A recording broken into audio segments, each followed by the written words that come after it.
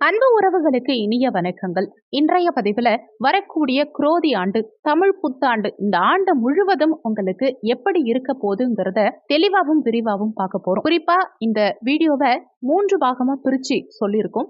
ஆரம்பத்துல உங்களுக்கு எந்தெந்த விஷயங்கள்ல நற்பலன்கள் அதிகம் கிடைக்குங்கிறத பார்க்கலாம். அடுத்து எந்தெந்த விஷயங்கள்ல நீங்க கொஞ்சம் கவனமா இருக்கணுங்கிறத பார்க்கலாம். கடைசியா உங்க சுயஜாதகத்துல கிரகநிலைகள் எந்தெந்த இடத்துல இருக்கு, அந்த கிரகநிலைகளுக்கு ஏத்த மாதிரி என்ன மாதிரியான பலன்கள் உங்களுக்கு கிடைக்கும்ங்கிறத தெளிவாகவும் விரிவாகவும் பார்க்க போறோம். எந்தெந்த விஷயங்கள்ல உங்களுக்கு சுப பலன்கள் கிடைக்குமோ அது மாதிரியான விஷயங்களை இந்த காலகட்டத்துல நீங்க கொஞ்சம் கூடுதலாவே முயற்சி எடுத்து செய்யலாம். இன்னுமே சிறப்பு பலன்கள், விசேஷ பலன்கள் கிடைக்கும். எந்தெந்த விஷயங்கள்ல நீங்க கவனமா இருக்கணும்னு சொல்றோமோ அந்தந்த விஷயங்கள்ல நீங்க கொஞ்சம் கவனமா இருந்தீங்கன்னா பெரிய அளவுக்கு பிரச்சனைகள் வராம நீங்க உங்களை பாதுகாத்துக்கலாம். முக்கியமான விஷயம், வீடியோல சொல்லக்கூடிய இந்த கோச்சார பலன்கள் ஒரு 20% அளவுக்கு மட்டும்தான் எல்லாருக்குமே பொருந்தும். மீதம் இருக்க 80% அளவுக்கு உங்க சுயஜாதகப்படிதான் உங்க வாழ்க்கையில நிறைய விஷயங்கள் நடக்கும். இப்போ கோச்சார அடிப்படையில 20% அளவுக்கு பலன்கள் உங்க வாழ்க்கையில இந்த குரோதி ஆண்டு என்ன மாதிரியான பலன்கள் கொடுக்க போகுதுங்கிறத பார்க்கலாம். வீடியோவை முழுமையா பார்க்கறதுக்கு முன்னாடி நீங்க நம்ம சேனலுக்கு புதிய வியூவரா இருந்தீங்கன்னா கீழே இருக்க சப்ஸ்கிரைப் பட்டனையும் பக்கத்துல இருக்க ஆல் நோட்டிபிகேஷன் பெல் பட்டனையும் பிரஸ் பண்ண மறந்துடாதீங்க. விருச்சக ராசியை பொறுத்த வரைக்கும் விசாகம் 4ஆம் பாதம், அனுஷம் 1, 2, 3, 4ஆம் பாதங்கள், கேட்டை 1, 2, 3, 4ஆம் பாதங்களை உள்ளடக்கியது விருச்சக ராசி. விருச்சக ராசிக்கு அதிபதி செவ்வாய் பகவான். வீடியோல சொல்லக்கூடிய பலன்கள் ஆண் பெண் இருப்பாளருக்கும் பொருந்தக்கூடிய பலன்கள். விருச்சக ராசி அன்பர்களுக்கு முதல்ல திருமண வாழ்க்கை இந்த காலகட்டத்துல நிச்சயம் அமையும். நீண்ட காலமா திருமணம் ஆகாம திருமணம்ங்கிறதே கேள்விக்குறியா ஒரு சில விருச்சக ராசி அன்பர்களுக்கு மாறி இருக்கும். அப்படிப்பட்டவங்களுக்கெல்லாம் திருமண வாழ்க்கை அமையக்கூடிய அற்புதமான காலகட்டம் இது. ஏன்னா களத்திர ஸ்தானத்திலேயே குரு பகவான் வரப்போறார். கடந்த காலகட்டங்கள்ல 6ல மறைஞ்சு திருமணத்துல நிறைய தடங்கல்களை ஏற்படுத்தியிருப்பார். காதல் ஸ்தானாதிபதியும் குருதான் 6ல மறைஞ்சதுனால காதலர்களுக்குள்ளேயும் நிறைய சண்டை சச்சரவுகளை கடந்த காலகட்டங்கள்ல ஏற்படுத்தி இருப்பார். காதல்ல ஒரு பிரிவினைகளை எல்லாம் கூட ஒரு சிலருக்கு ஏற்படுத்தி இருப்பார். அது எல்லாமே இந்த காலகட்டத்துல மாறப்போகுது. ஒரு சிலர் ஏற்கனவே திருமணம் ஆகி விவாகரத்தாகி இன்னொரு திருமணம் எதிர்பார்த்துட்டு இருக்கீங்கன்னா கூட மறுமணம் ஆகிறதுக்கு உண்டான அமைப்புகளையும் இந்த காலகட்டம் உங்களுக்கு சிறப்பா கொடுக்கும். இன்னொன்னு, கடந்த காலகட்டங்கள்ல கணவன் மனைவிக்குள்ள சண்டை சச்சரவுகள் இருந்தவங்க கூட இந்த காலகட்டத்துல மாறி, அந்த நிலையெல்லாம் மாறி கணவன் மனைவிக்குள்ள ஒற்றுமை, நல்ல பாண்டிங் இந்த காலகட்டத்துல அதிகரிக்கும். இன்னொன்னு, புத்திர பாக்கியத்துக்கும் அற்புதமான காலகட்டம் இது. குழந்தை பாக்கியம் இந்த காலகட்டத்துல சிறப்பா இருக்கும். அதுவும் குழந்தை பாக்கியத்துக்கு நீங்க ட்ரீட்மெண்ட் எல்லாம் எதுவும் எடுக்கணும்னு கூட அவசியம் கிடையாது. இயற்கை கருத்தரிப்பாவே இந்த காலகட்டத்துல நிச்சயமா குழந்தை பாக்கியம் நிறைய விருச்சக ராசி என்பவர்களுக்கு 100% கொடுக்கும். அடுத்து, இதுவரைக்கும் கடந்த காலகட்டங்கள்ல வேலை வாய்ப்புகள் சரியா இல்லாதவங்களுக்கு கூட இந்த காலகட்டத்துல வேலை வாய்ப்புகள் நிச்சயம் கிடைக்கும். நல்ல வேலை வாய்ப்புகள் கிடைக்கும். தாராளமா நீங்க முயற்சி செய்யலாம். நீங்க எதிர்பார்த்த மாதிரி, உங்க மனசுக்கு பிடிச்ச மாதிரி, உங்க படிப்புக்கு ஏத்த மாதிரி, உங்க ஸ்டேட்டஸ்க்கு தகுந்த மாதிரி நல்ல ஒரு வேலை வாய்ப்புங்கிறது இந்த காலகட்டம் உங்களுக்கு கிடைக்கும். உங்க ஜாதக அமைப்பு படியும் 6, 10, 11ஆம் இடத்து தொடர்புடைய தசாபுத்திகள் நடக்கும் பட்சத்துல இன்னமும் சிறப்பா இருக்கும் வேலை வாய்ப்புங்கிற விஷயம் உங்களுக்கு. உத்தியோகம் இல்லாதவங்க புதிய உத்தியோகத்துக்கு தாராளமா முயற்சி செய்யலாம். நற்பலன்கள் அதிகம் நிச்சயம் கிடைக்கும். ஏற்கனவே உத்தியோகத்துல இருக்கவங்களுக்கும் இந்த காலகட்டத்துல நல்ல விதத்துல ப்ரமோஷன் கிடைக்கும். மனசுக்கு பிடிச்ச மாதிரி நல்ல ஒரு உயர்வு, பதவி உயர்வு கிடைக்கும். சம்பள உயர்வு நிறையவே வாய்ப்புகள் உண்டு. தாராளமா சம்பள உயர்வுக்கும் நீங்க முயற்சி பண்ணலாம், அப்ளை பண்ணலாம், அல்லது உங்க மேனேஜர் கிட்டையும் நீங்க ரிக்வெஸ்ட் பண்ணலாம். அடுத்து, தொழில் அமைப்புகள்ல இருந்த மிக கடுமையான நெருக்கடி எல்லாமே இந்த காலகட்டத்துல மாறும். தொழில் அமைப்புகள் இந்த காலகட்டத்துல சிறப்பா இருக்கும். ஏன்னா 10ஆம் இடத்தை சனி பகவான் பார்க்கிறார். இந்த காலகட்டத்துல தொழில் வகையில ஒரு கடினமான சூழலை கொடுக்கும். நாம 100% வேலை செஞ்சா ஒரு 70% தான் பலன் கிடைக்கும். அப்போ உழைப்புக்கேற்ற ஊதியம் இல்லாத இந்த விருச்சக ராசி அன்பர்களுக்கு இந்த காலகட்டத்துல அந்த பின்னடைவு நிலை எல்லாமே மாறும். உழைப்புக்கேற்ற ஊதியம் கிடைக்கும். உங்க உழைப்புக்கேற்ற வளர்ச்சி கிடைக்கும். தொழில் வளர்ச்சி இந்த காலகட்டத்துல சீரும் சிறப்புமா இருக்கும். லாபங்கள் தொழில்ல இந்த காலகட்டத்துல அதிகரிக்கும். பொருளாதார ரீதியா அந்த லாபங்கள் உங்களை வளர வைக்கும். பொருளாதார வளர்ச்சி ஆட்டோமேட்டிக்கா தொழில் வகையில உங்களுக்கு அதிகரிக்கும். அதே மாதிரி கையில பணத்தை சேமிக்க முடியும். கடந்த காலகட்டங்கள்ல பெருசா சேவிங்ஸ் இல்லாம போயிருக்கும். என்னதான் சம்பாதிச்சாலுமே கையில ₹1 கூட தங்காது. ஆனா இந்த காலகட்டத்துல இந்த ஆண்டு முழுவதுமே உங்களுக்கு கையில சேவிங்ஸ் கொஞ்சமாவது நிச்சயமா இருக்கும். எவ்வளோ சம்பாதிச்சாலும் சரி, எவ்வளோ கம்மியா சம்பாதிச்சாலும் சரி, ஏதாவது ஒரு குறிப்பிட்ட தொகையை இந்த காலகட்டத்துல நீங்க சேமிச்சு வைக்க முடியும். இந்த ஆண்டு முழுவதுமே தொழில் வகையிலயும் சரி, வேலை சார்ந்த வகையிலயும் சரி உங்களுக்கு நல்ல முன்னேற்றம் இருக்கும். அப்போ இன்னுமே கொஞ்சம் கூடுதலா உழைக்க பாருங்க. முயற்சி அதிகப்படுத்துங்க. நல்ல முன்னேற்றம் நிச்சயமா இந்த காலகட்டத்துல உங்களுக்கு இருக்கும்.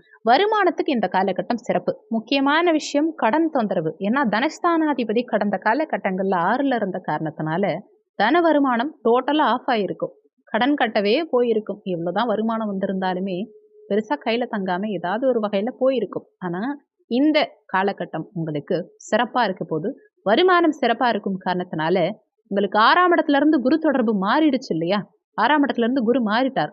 அப்போ கடன் தொந்தரவு முற்றிலுமா அகலும். உங்க பொருளாதார உயர்வு காரணமா கடனிலிருந்து முற்றிலுமா வெளிவரக்கூடிய கடனிலிருந்து ஒரு நிவர்த்தி செய்யக்கூடிய அமைப்புகளை கொடுக்கும். அதே மாதிரி உங்க சுயஜாதகத்திலையும் 11ஆம் இடம் 4ஆம் இடம் அல்லது 2ஆம் இடத்து தொடர்புடைய தசாபுத்திகள் நடக்கும் பட்சத்துல முற்றிலுமா 100% கடனிலிருந்து நீங்க வெளியில வந்துடுவீங்க. முற்றிலுமா அடைச்சு முடிச்சிருவீங்க கடனை. கோச்சாரம் கடனை குறைக்கும். ஆனா சுயஜாதகப்படி கடனை தீர்க்க முடியும். நல்ல தசாபுத்தி நடக்குதுன்னா கடன் முற்றிலுமா தீரும். அடுத்து ஆரோக்கியம் மேம்படும். உடல் நலத்துல கடந்த காலகட்டங்கள்ல விருச்சக ராசி அன்பர்களுக்கு தொந்தரவு இல்லைன்னு சொன்னாதான் ஆச்சரியப்படும். 6ஆம் இடம் நோய் எதிரிகள் ஸ்தானம், ருண ரோக சத்ருஸ்தானம். அங்க குரு அமர்ந்து உங்களுக்கு பலவிதமான உடல்நல தொந்தரவுகளை குரு பகவான் கடந்த காலகட்டங்கள்ல கொடுத்திருப்பார். இப்போ கலத்திரஸ்தானத்துக்கு 7ஆம் இடத்துக்கு கேந்திரத்துல குரு வந்த காரணத்தினால உடல் நலத்துல இருந்த பின்னடைவுகள் அனைத்தும் இந்த காலகட்டத்துல சரியாகும். உடல் நலத்துல நல்ல முன்னேற்றம் இருக்கும். ஆரோக்கியம், கடன் தொந்தரவு 2 பெரிய பிரச்சனைகளுமே இந்த காலகட்டத்துல முற்றிலுமா அடங்கி போயிடும். குழந்தைகளுக்கு படிப்புல இருந்த மந்தத்தன்மை நீங்கி குழந்தைகளுக்கு கொஞ்சம் படிப்புல ஆர்வம் இந்த காலகட்டத்துல அதிகமாகும். சூப்பரான லெவலுக்கு போக மாட்டாங்க, டாப் லெவலுக்கு போக மாட்டாங்க. ஆனா கடந்த காலகட்டங்கள்ல இருந்ததை காட்டிலும் இந்த காலகட்டத்துல ஒரு முன்னேற்றம் அதிகரிக்கும். படிப்புல ஆர்வம் அதிகரிக்கும். இன்னொன்னு, இடமாற்றம் எதிர்பார்க்கிறவங்களுக்கு நல்ல சாதகமான மாற்றம் இருக்கும். உதாரணத்துக்கு ஒரு இடத்தையோ ஒரு மனையோ வித்துட்டு வேற இடத்துக்கு ஷிஃப்ட் ஆகணும், வேற இடத்துக்கு போகணும்னு நினைக்கிறவங்களுக்கு இந்த காலகட்டத்துல உங்க முயற்சிகள் பலிதமாகும். இடமாற்றங்கள் சாதகமாகும். நீண்ட காலமா விற்க வேண்டிய சொத்துக்கள் இந்த காலகட்டத்தில் விற்பனையாகும். ஏதாவது டாக்குமெண்ட் ப்ராப்ளம் இருக்கு, பாகப்பிரிவினை சம்பந்தமான ப்ராப்ளம் இருக்கு அப்படின்னா அது எல்லாமே இந்த காலகட்டத்தில் நீங்கும். பிரச்சனைகள் எல்லாம் தேர்ந்து அந்த சொத்துக்களை விற்கக்கூடிய அமைப்பு இந்த காலகட்டத்தில் சாதகமாகும். முக்கியமான விஷயம், எதிரி தொந்தரவுகள் இந்த காலகட்டத்தில் முற்றிலுமா குறையும். கடந்த காலகட்டங்கள்ல ருண ரோக சத்ரு ஸ்தானம் குரு இருந்த இடம். இப்போ சத்துருகள் இல்லாம எப்படி இருப்பாங்க, பகைவர்கள் இல்லாம எப்படி இருந்திருப்பீங்க? யாராவது ஒருத்தர் மூலமாவது உங்களுக்கு பகைங்கிறது இருந்திருக்கும், எதிர்ப்புகள் இருந்திருக்கும். அந்த எதிரிகள் தொல்லை இந்த காலகட்டத்துல முற்றிலுமா விலகும். அவங்களே உங்களை விட்டு விலகி போயிடுவாங்க இந்த காலகட்டத்துல. அதே மாதிரி காதல் செஞ்சிட்டு இருக்க இளைஞர் அல்லது இளைஞர்களுக்கு இந்த காலகட்டத்துல காதலில் வெற்றி கிடைக்கும். ஒரு சிலருக்கு இந்த காலகட்டத்துல புதிய காதல் மலரும். உங்க சுயஜாதகத்துல திருமண அமைப்பு இருந்தா தாராளமா காதல் திருமணம் செய்யக்கூடிய அமைப்பையும் கொடுக்கும். ஏன்னா ஜாதகத்துல இல்லாத ஒரு பலனை கோச்சாரத்தினால மட்டும் தர முடியாது. சுயஜாதகத்துல அந்த அமைப்பு இருந்தா 100% இந்த காலகட்டத்துல கோச்சார அடிப்படையும் சேர்ந்து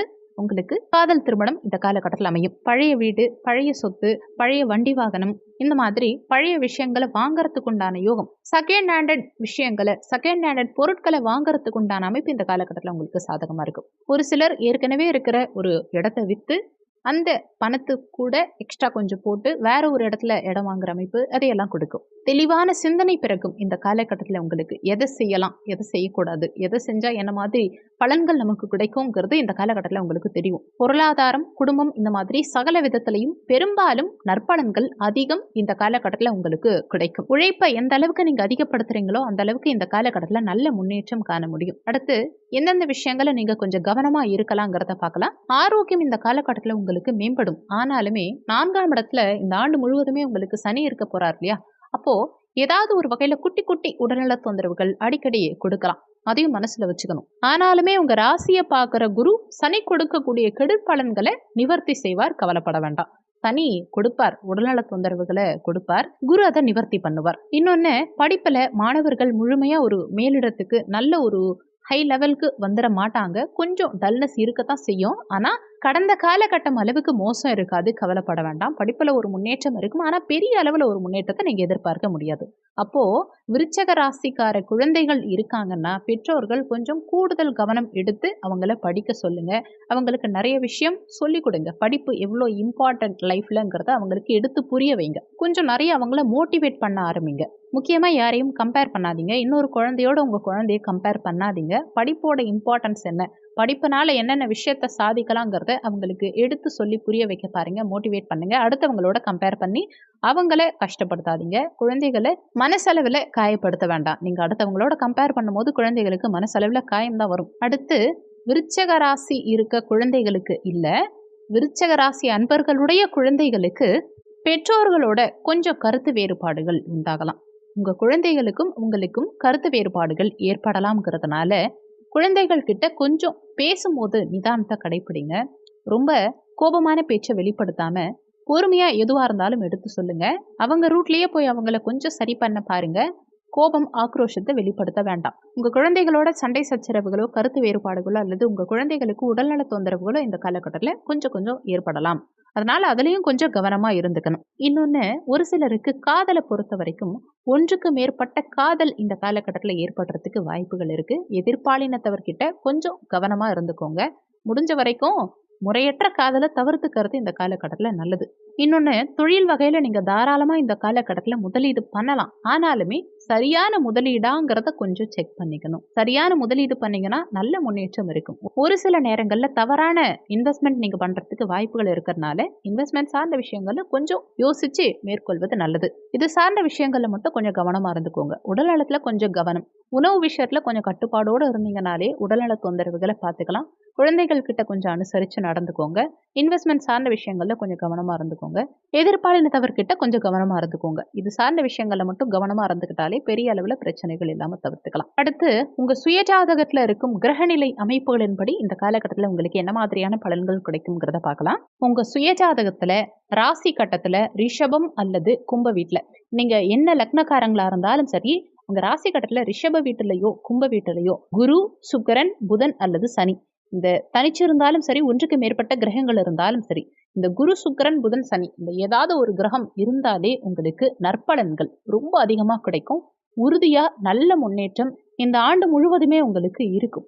இன்னொன்று, ரிஷப ராசியில ஒரு சிலருக்கு செவ்வாய் இருக்கலாம். அப்படி ரிஷப ராசியில செவ்வாய் இருக்கக்கூடிய ஜாதக அமைப்பு இருக்கவங்களுக்கு இந்த ஆண்டுல வண்டி வாகன யோகம், சொத்து வாங்குற யோகம், நிலம், பூமி, மனை, அசையா சொத்து வாங்குற யோகம் பிரமாதமா இருக்கும். இப்போ இந்த ஆண்டு சிறப்பா அமைய நீங்க செய்ய வேண்டிய பரிகாரம் என்னன்னு பார்த்தா, விருச்சக ராசி அன்பர்கள் இந்த ஆண்டு முழுவதும் நரசிம்மர வழிபாடு செய்யறது மூலமா நல்ல மேன்மை காண முடியும். இந்த வீடியோல உங்களுக்கு ஏதாவது சந்தேகம் இருந்தா கீழே இருக்க கமெண்ட் செக்ஷன்ல சொல்லுங்க. நன்றி. மற்றும் ஒரு நல்ல பதிவோடு மீண்டும் உங்களை சந்திக்கிறோம்.